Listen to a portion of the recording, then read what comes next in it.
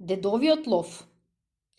Право да ви кажам, дедо ми не беше кој знае каков ловец. Но еднашка улови таков лов, што моите селани ќе го паметуваат додека се живи. По целото имавме кошара, во која дедо ги затвараше овците. Пред кошарата, од лескови прачки и колје, дето исплете висок плот. Плот го загради и така направи трло за нашите овци.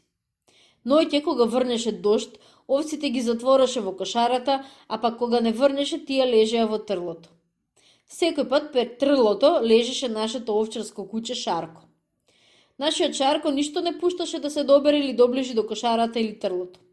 Сите знаеа каков е Шарко, затоа никој не сакаше да дојде кај нас на кошара. Ако пак некој мораше да дојде, тој ќе мораше оддалеку да вика. Инаку Шарко ќе го раскинеше на парчиња и ќе му ги скинеше гаките. Не само луѓе, Шарко го познаваше и нашиот добиток, а пак за туѓи кучиња, лисици и волци да не станува ни збор. Шарко носеше железен околувратник со остри железни шилци. Дедо го беше порачал кај нашиот селски ковач, циганинот Дестан. Покрај големата и силна снага, забите острите железни шилци од околувратникот му служеа за напад и одбрана. Затоа ништо не се осмелуваше да го нападне. За другите Шарко беше како рис луто куче, но со мене беше многу кроток. Со мене играше, трчаше, па дури ми дозволуваше да го јавам како коњче. Ама ете, ненадејно таа пролет, едно јутро го најдовме пред кошарата мртов.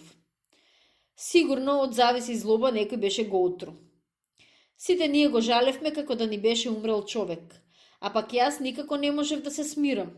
Целиот тој ден само плачев.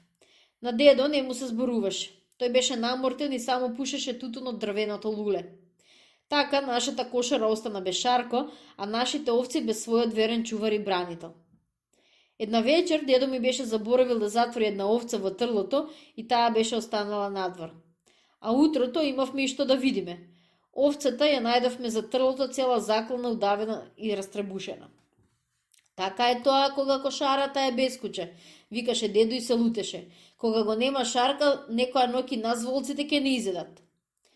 Целиот ден дедо беше лут. Шеташе околу кошарата и потено нешто кроеше и мислеше. Пак ќе дојде волчо по овчичка, ама нема така лесно да помине, му се закануваше дедо. Мора ќе му ја запражам манџичката, ќе му го скројам кожувчето, та да ме паметува додека е жив. За чудо, место во трлото, дедо вечерта многу рано ги затвори овците во кошарата. Вратата ја остави отворена, на влезот заковна една голема и јака леса, така што овците низ лесата можеа да се видат. Зошто ги затвора овците во кошарата кога надвор не е ладно, го прашав дедо. Тоа е моја работа, одговори тој.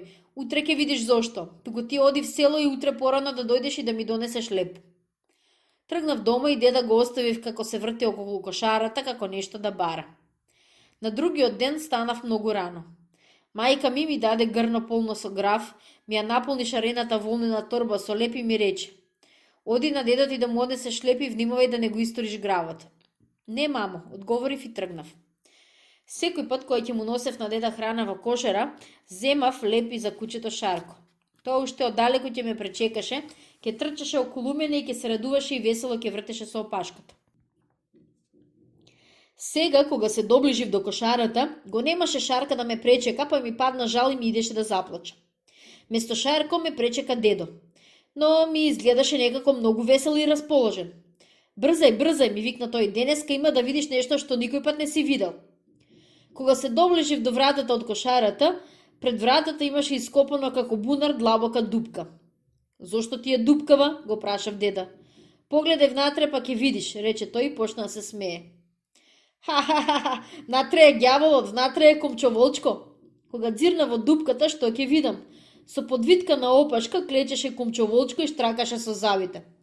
Кумчоволчо, извика дедо, ти се јаде ли овчичка? Кој јаде овчичка ќе му ја одарам кожичката.